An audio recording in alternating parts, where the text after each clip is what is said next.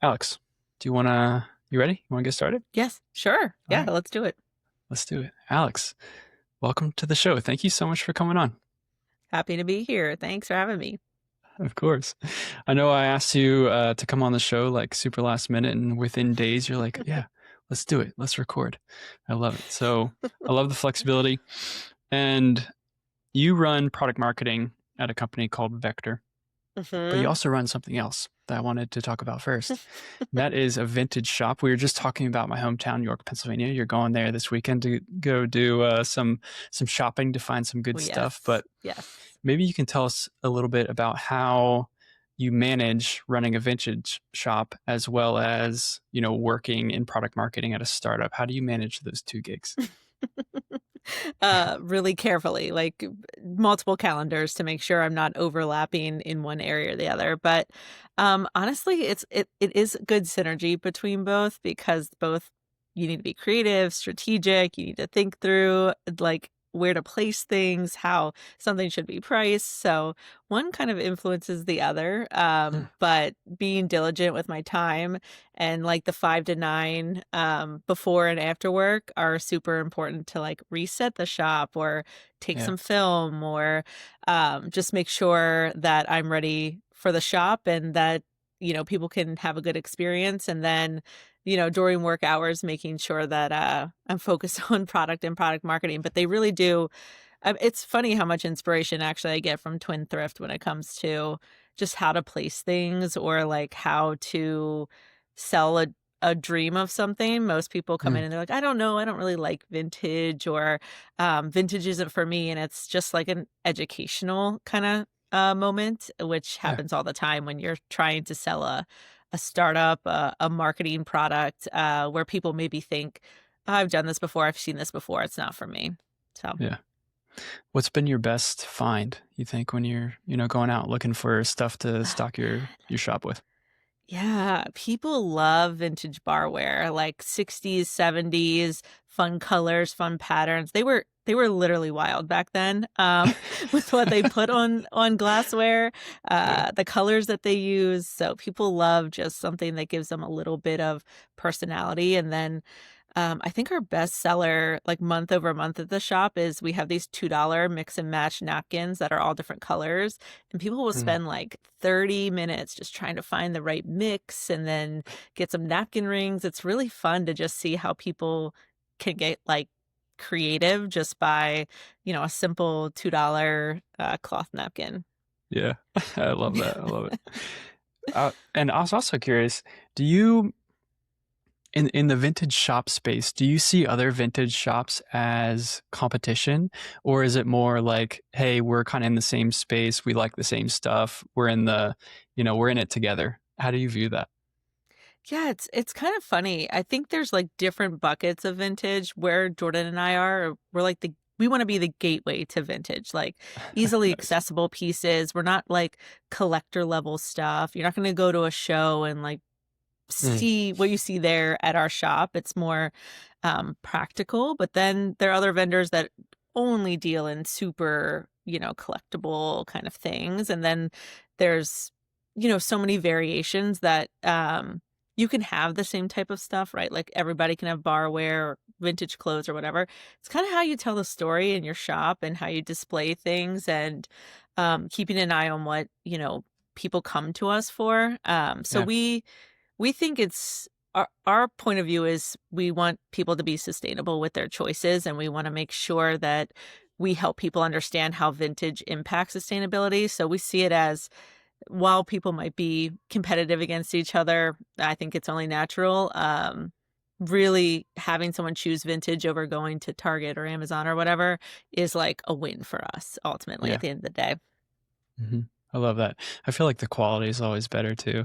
My Oh my wife and I gosh, love yes. finding like a high quality piece of furniture or like Mhm. nightstand or anything like that. It always seems like it's just better, you know? Oh my gosh. I have kicked vintage glass down steps. I have had it fall. I mean, and it doesn't break. It's so thick and well made. And Hmm. you get something from Anthro, like I have some iridescent wine glasses. Man, if they don't tumble onto, my countertop or like, you know, fall over and then just shatter to a million pieces. So I always try to tell people the quality, you're investing in quality. And it's fun Yeah. to just find something or, start with an idea. Sometimes when I'm sourcing for the shop, I'll be like, wouldn't it be nice if we had some elephant shaped planners and then just go on this adventure of trying to find some and learn about like pottery from, mid-century onward. So I Hmm. don't know. I like the thrill of it too. Yeah. It sounds really fun. And I love, a lot of us product marketers get, we're in tech, we get stuck in tech and we just think about tech all day and think Mhm. about tech during the 5 to 9 and all that. Mhm. But this must be a fun outlet for you, it sounds like. So I love that. Definitely. Working in startups, you gotta find something that helps you touch grass. Like, honestly, That's like, so true. not to sound like a jaded marketer. I know if anybody from Vector listens to this, they'll be like, "Oh, of course, Alex would say that." But you gotta find things to give yourself a break, Yeah. from all the So, stress that comes from working in tech, for sure. yeah. Yeah. All right. Well, speaking of, let's get into some tech product marketing stuff. Yeah. And I want to make sure that I say this correctly. You had a launch recently, and it's Boo. How did you say it? It's Boo. BOO.O. Boo.O. BOO.O. Okay. All right. Yes, we take the I'm going to ghost say it thing correctly. very seriously. Love it. All right. Well, I'm going to start off by reading a quote because a lot of this Mhm. conversation is going to be about some of the process that you went through in a recent launch for Mhm. Boo.O, tied to Vector. But all right, here's the quote. Our BOO.O launch was, by all accounts, a smashing success, generating a 41% increase in site traffic, a $1 million in pipeline, which is incredible, not to mention 700 plus ghosty images. Well, we can get into that too. All right.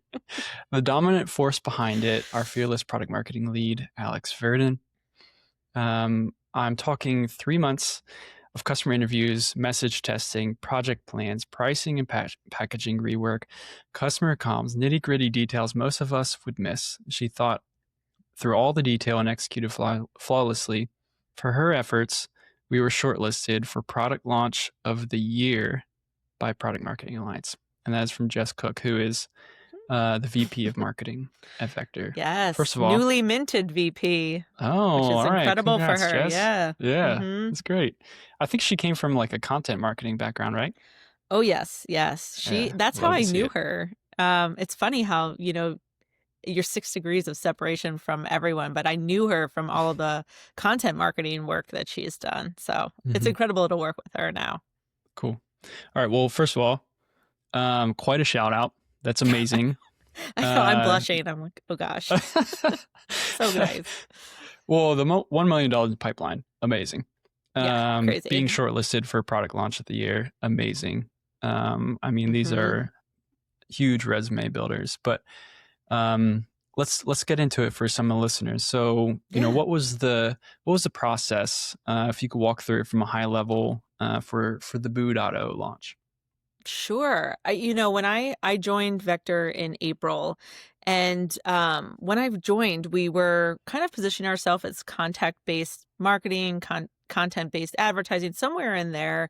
We had a free plan, and we were just kind of letting people use the platform, getting traction and trying to find product market fit, which I think at the company size we are now, which is, seed stage, we're a small team. I think when I started, it was like 8 or 11 people, and just trying to find your footing. But over the course of, I guess that's Q2, Q3 into Q4, we started noticing, um, and paying attention to what our customers were saying around the use cases that they were using Vector for. And we started to realize, in conversations with marketers, and we did a state of the signals research report, that there was this gap with people using, email and signals for email, that were just kind of flatlining. Like, who's opening an email, who's picking up a cold call, and that there was this maybe a potential wedge in the market around advertising and how you can kind of use signals and contact-based marketing for something, um, that is bigger than retargeting. That's kind of full funnel, like a nurture system for Yeah. your advertisement. And so that's where it started. It started with a couple conversations. We met in Boston in July, and Josh, our founder, was like, "Yeah, I don't think it's I don't think it's a repositioning. I think it's more of a pivot. And meanwhile, in my mind, I think all product marketers go through this where you're listening and absorbing what your founder's saying, what your head of marketing is saying, what your COO is saying. You're like, oh, the tide is receding. Like, this is a huge, full-on initiative that is going to touch every single piece of the business. And Mm, so after that meeting in Boston, we had a couple more calls, Josh and I, and it became clear, like, if we're going to do the messaging thing right, we're going to have to go kind of top to bottom and look through how we're positioning ourselves, how the website looks, how we're breaking up the products versus use cases versus features, like that whole like knot. And then how we're pricing it, how we're packaging it, how does it make sense so that we move away from these sales use cases that keep creeping in. We get away from free trials, which aren't really nobody's progressing from the free trial into, a full-fledged it's not the beautiful motion that, I think people think that free will sometimes be. yeah. And so it just blossomed into this massive project. And we, because of the ghosts and everything, we were like, let's try to do this by Halloween. And I think that's one of the luxuries you have working at a startup. You can be really aggressive with timelines and kind of pick and choose where to move really fast and where to kind of hold on and take your time. So yeah, it was a whirlwind, but it started with just paying attention and my colleagues that work in the solutions team like flagging stuff and having Mm, really just like honest conversations of like, is this really working? Or hey, there's churn here that I think we need to investigate further, or maybe new business would be better if we looked here.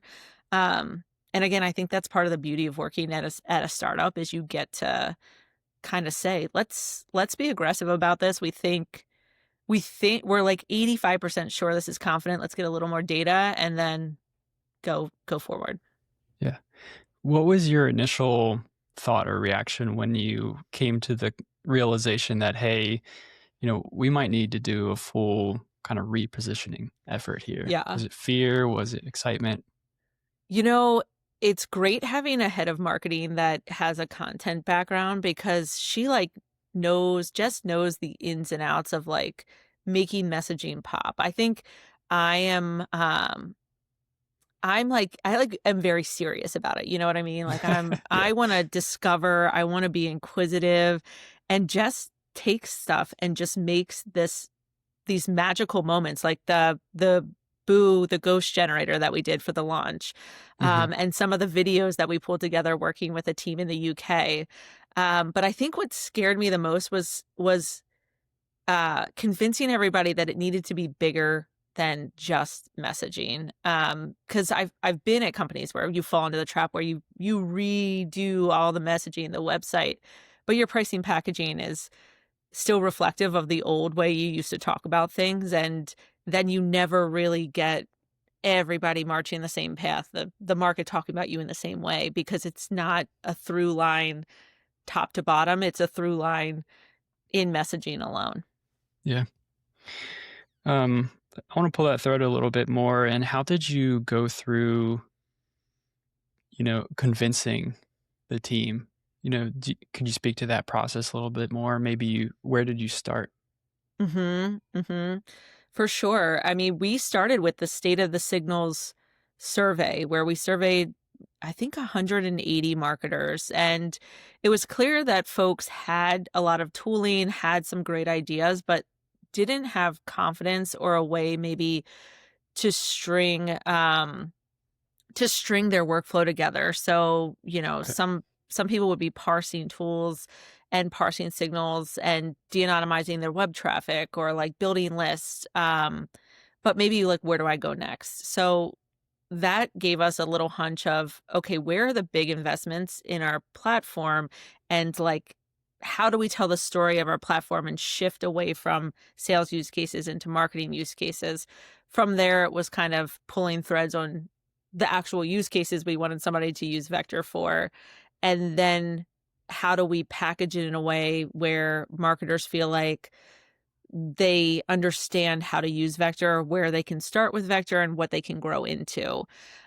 So it was kind of pulling on a bunch of things at once and Yeah. presenting things in a way that was more like hypotheses or quick sprints, frankly, to just say, can we test this? Can we kind of get to a conclusion or a thought on this and then move to the next thing, or abandon ship if we realize it's not going to work.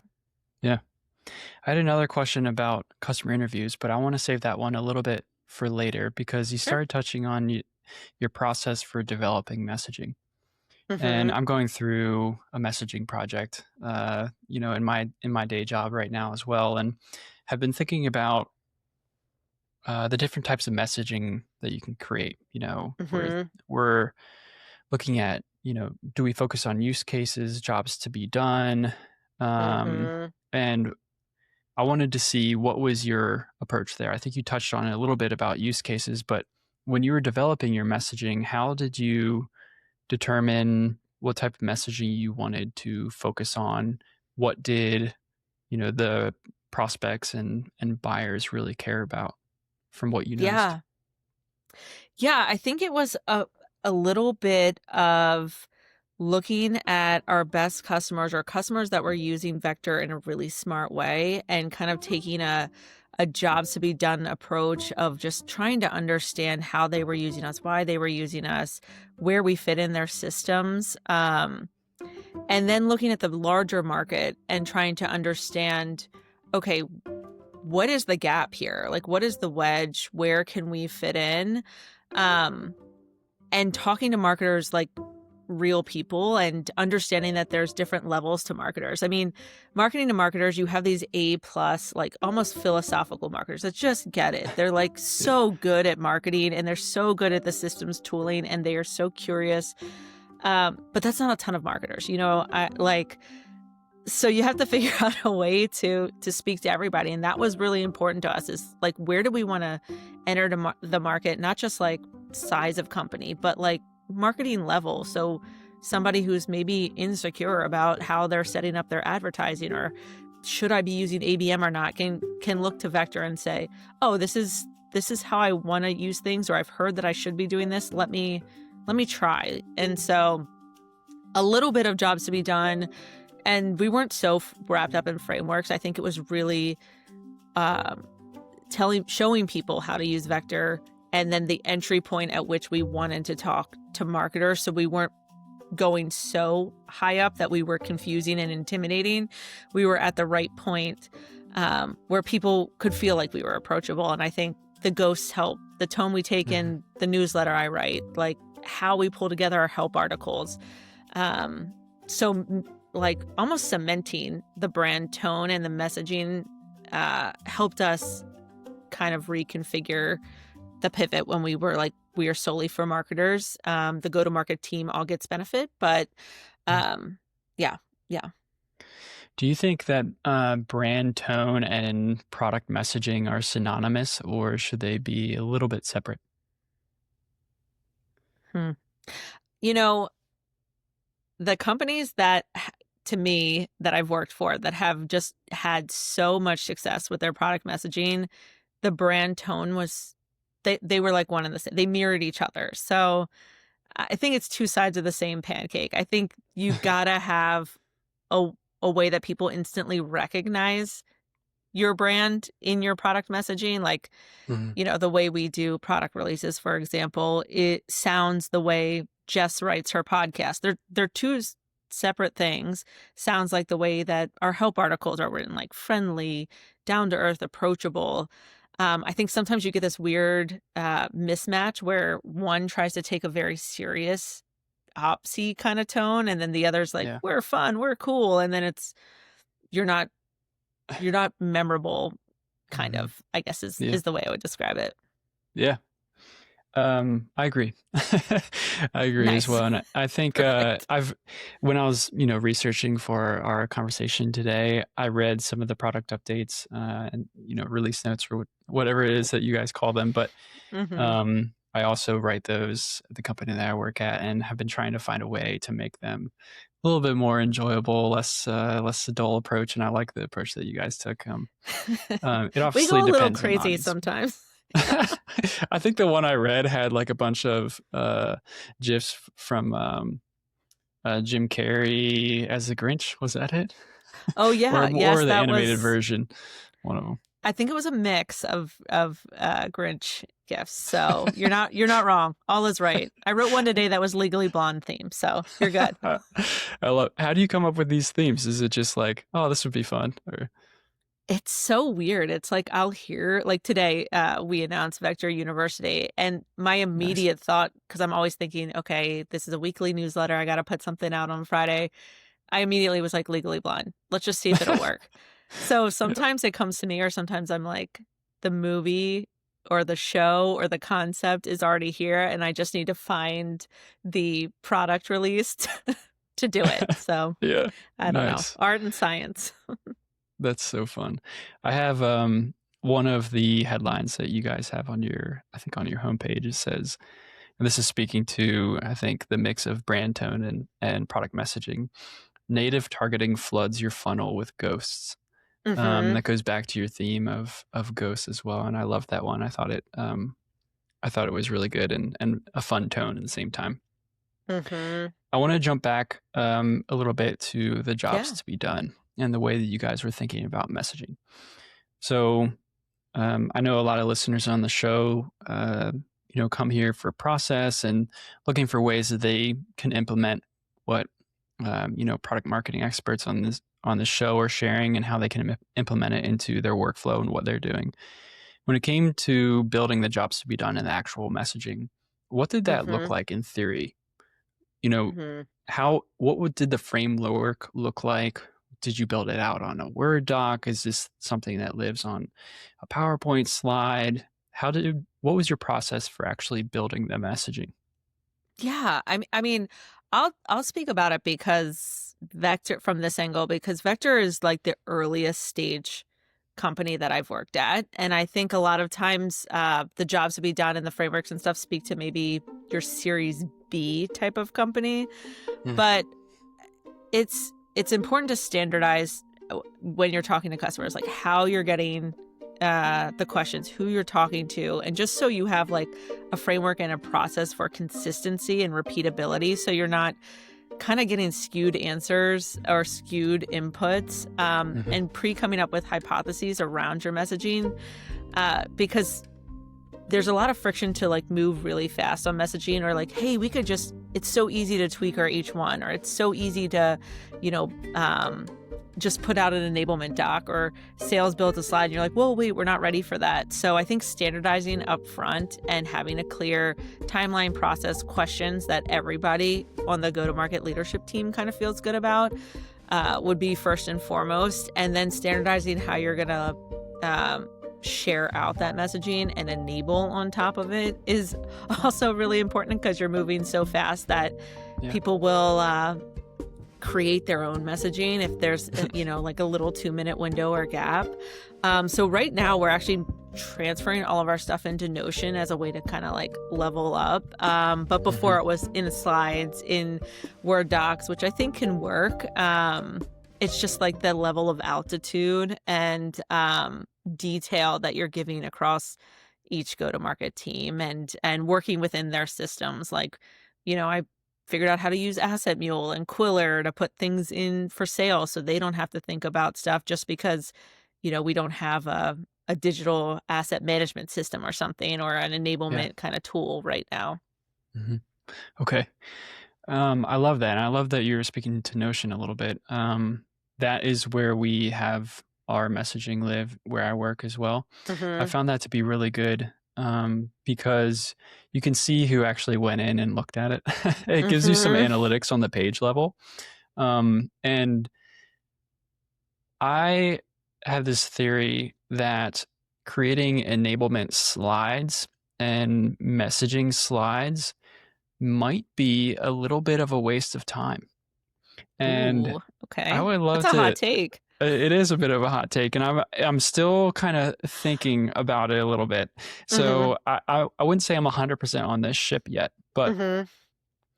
I was thinking about how long it takes to build a slide. Just in general, I know we have tools like Gamma out there who you can put in information in there. It'll build a slide deck Hmm. for you. I found that those still need a good bit of iteration. I was gonna say, if you have if you have a process around that, please let me know. No, it's still taking quite a bit of time to design it in a way that is actually, I think, looks good. Yeah. And Yeah. it just comes back to the amount of time it takes to build and design something inside of Google Slides. I know they have Mm-hmm. Beautify this slide now or something like that. And Mm-hmm. it makes it look like it's straight up created by AI, which it is. So it looks like it, and it's like, this isn't that great. And you also can't edit it. Right. So it just comes back to the amount of time that it takes to build the slides versus the amount of time that the people you build them for actually spend in them. And I Mm-hmm. don't think it's equal. And I Mm-hmm. found that when you do build it in something like Notion, it's clear. It's just the words. You can add tables, you can add Mm-hmm. images in there and things like that. But I think it's just a little bit faster and easier to consume as well. So Yeah. sure, maybe it is a hot take. I don't know. I'm still thinking about it. I mean, I prefer slides to like a message doc.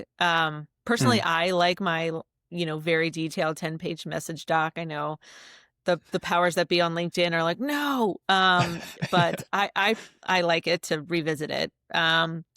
I don't mind slides. I think the problem that I run into with slides is the version control and the like copy variations, and then you just lose all control of the messaging or um which one do I need to update? Like I ran into this the other day where I was updating the wrong deck of my own making. Like I made a version, I was the problem. So I think Notion definitely helps with that. And then just like looking from an enablement perspective to see, okay, who's in here? Like Hmm. I heard on a call that you weren't like exactly using the new framing we've trained on, but you also haven't been.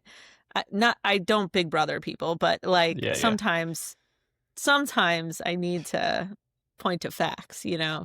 But yeah, I'm with you. Well, speaking of that, adoption.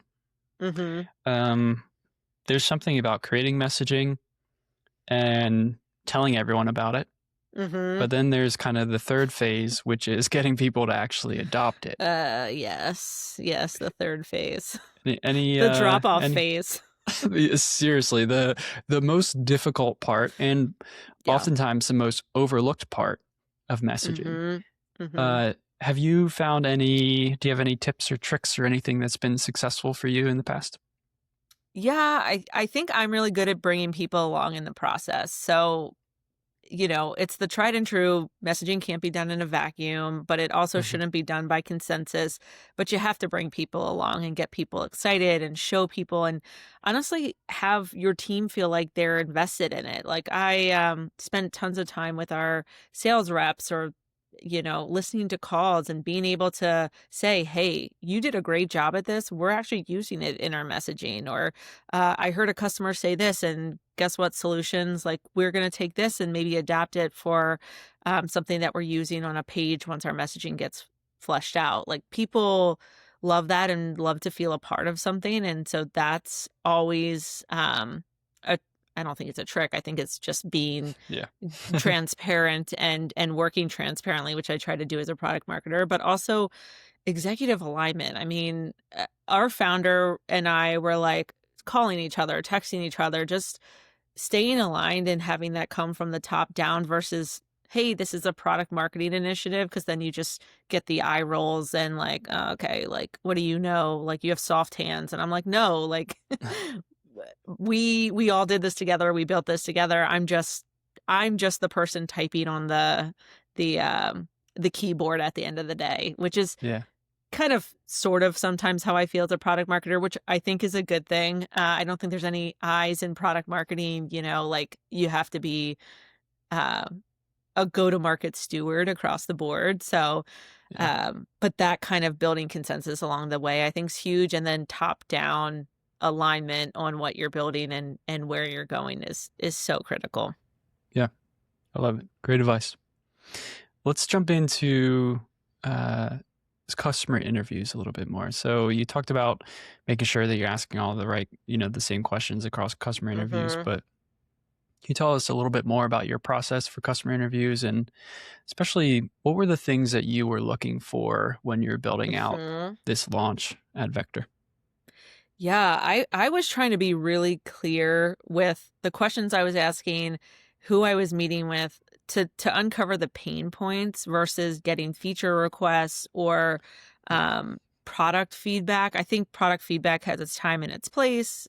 Feature requests also they're great to gather, especially as a product marketer working really closely with engineering. But I really wanted to uncover pain. So, kind of isolating the marketer, or not isolating, but separating the marketer and their day to day from using our product was super helpful to just understand what's keeping you up at night. Like, be so for real. And what would make something better. And like, yes, I work for Vector, but if you say it's another tool, that's fine. Like, I just want to kind of get at what the core issue is here. And so I can back into one, understanding how I deal with the laundry list of things for the BOO.O launch, from pricing, packaging, what engineering has to build, all of that stuff.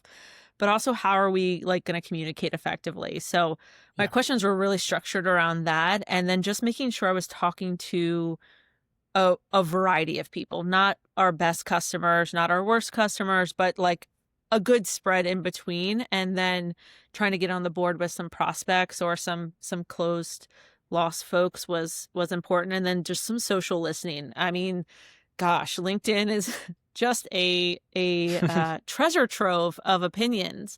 Yep. And a lot of people, especially with marketing platforms, like look up to the 25% of content creators on there, and what are they saying and how are they shaping my customers' opinion on the state of MarTech, Mm. which you think, oh, this persona is a free thinker. No, they're not. Like, I know I'm not.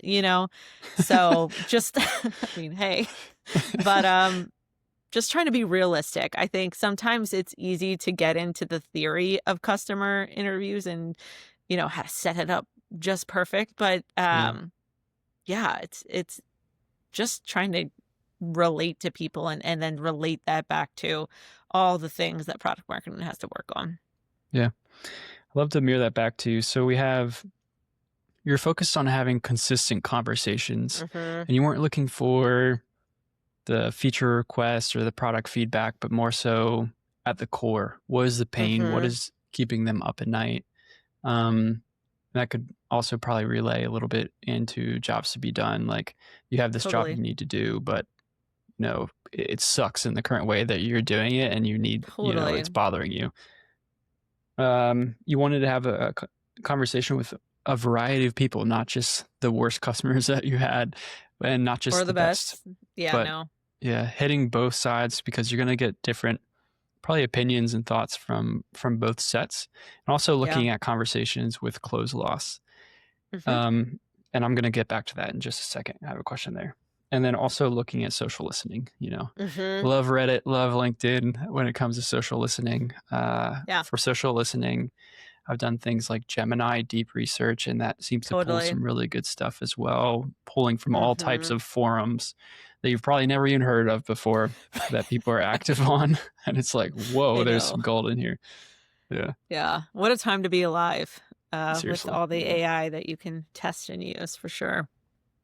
How did you go about getting people who were closed lost to actually come back and have a conversation with you?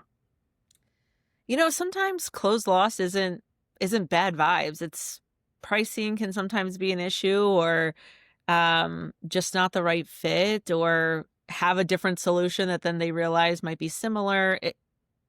So it's asking in the right way to just say, "Hey, I'm not trying to sell you. Please don't. I'm not a salesperson, so you do not need to worry."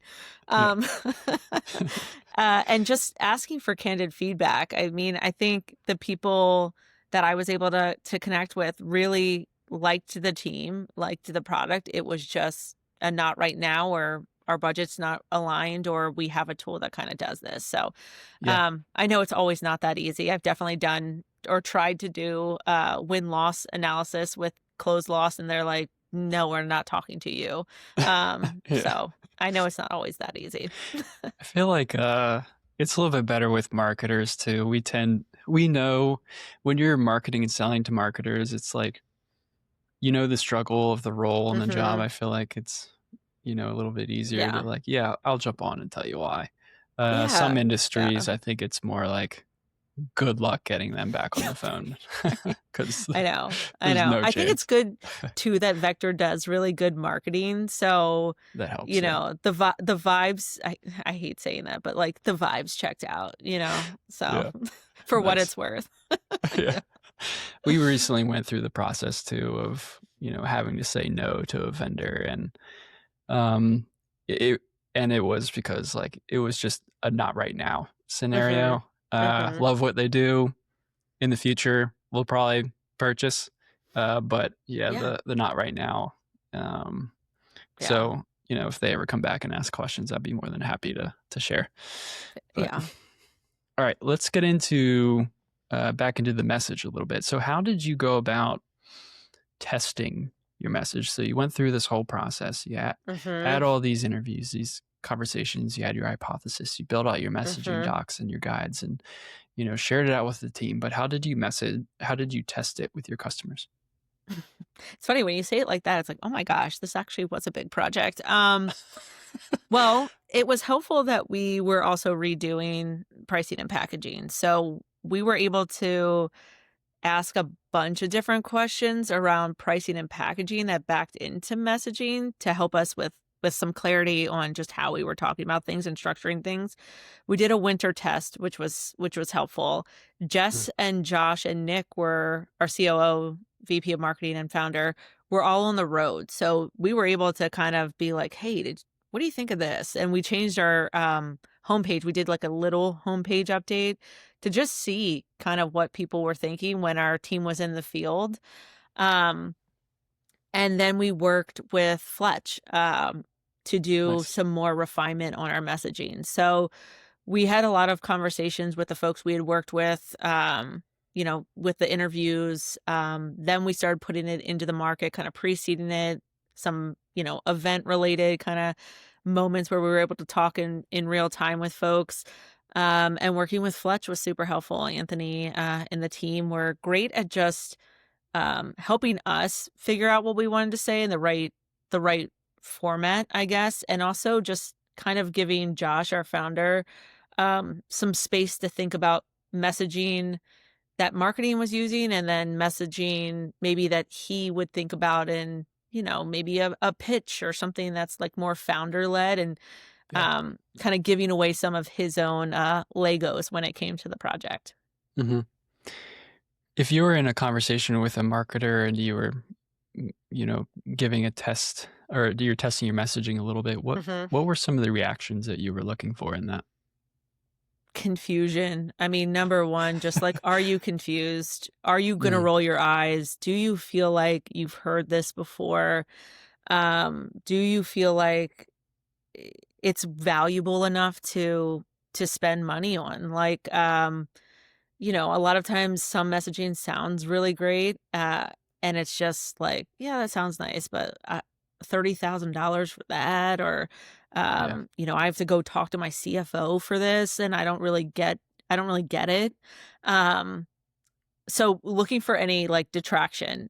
Like, yes, it's great when someone's like, "This is beautiful," but okay, I liked it, so I thought it was good, but where are the people that are kind of in the gray or unsure, skeptical is where I like to dig in with folks.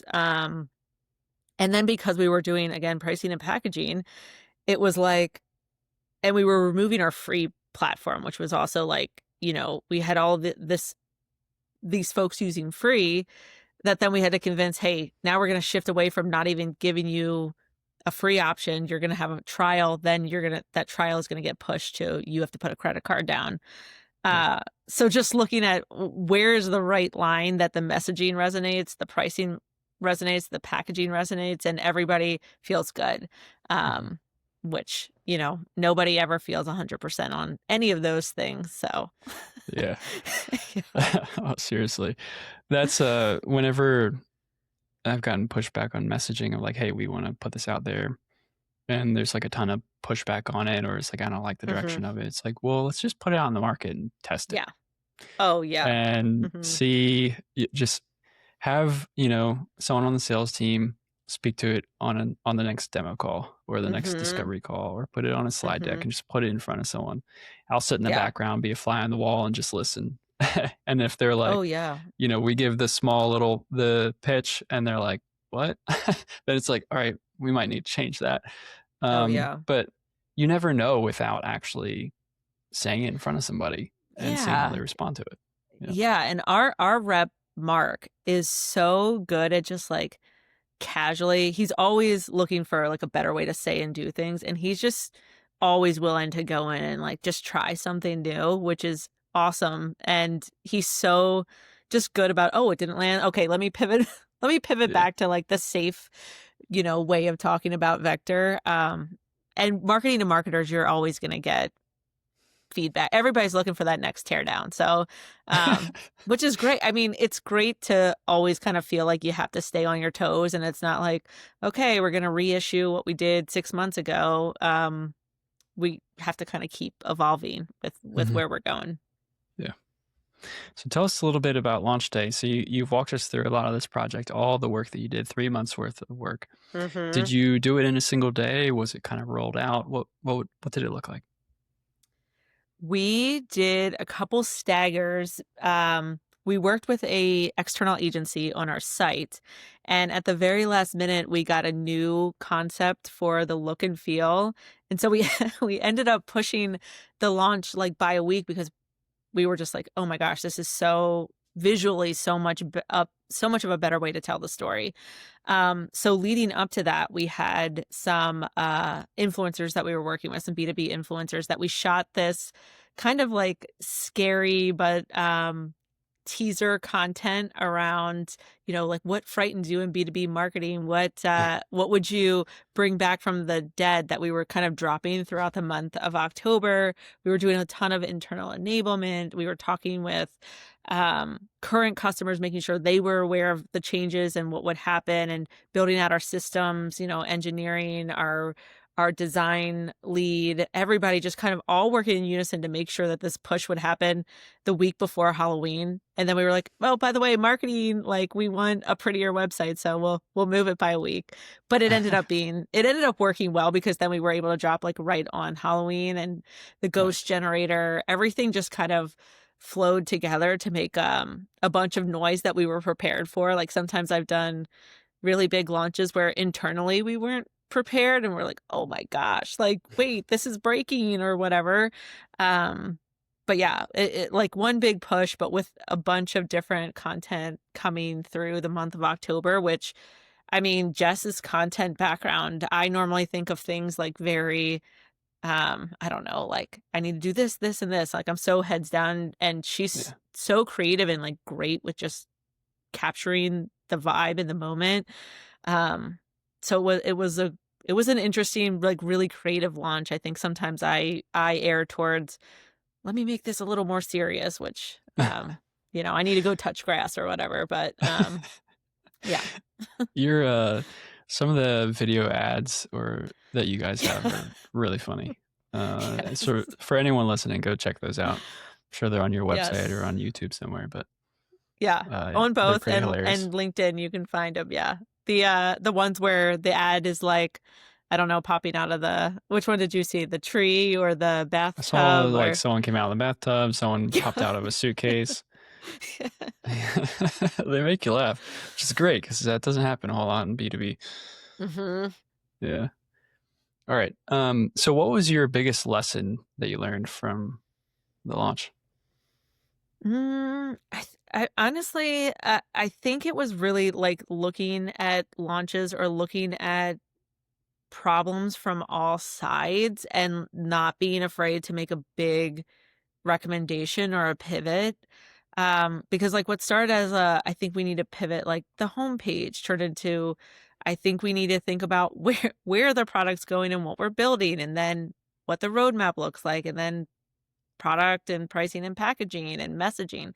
So, like, had we not done that, I don't know how how successful we would have been at like continuing to build in a crowded space. Like we were really looking for that product market fit. So I think it's just really important to take a step back. And this is where, how fast should you move? How slow should you move on certain things? But just give yourself time to look at things and be like, wait, should I make this big ask, or is it okay to just be a messaging project or a positioning project? Um, and then making sure like everybody is kind of bought into the plan. I think sometimes I've done launches where not everybody is bought in, or there's some detractors that end up poisoning the well a little bit. Like Mhm. if something doesn't go as planned or something gets delayed, it's like, well, I knew that making sure everybody's like bought in and you're really, really building consensus, I think is so, so important when you have to move fast. Yeah. Well, I think it's evident that you did a good job of that. So I tried. congratulations. I tried. Thank you. All right, let's jump into some of our closeout questions. These 3 questions that we ask everyone that comes on the show. Actually, a new one this season from the last season. But what is something that you believe you are good at?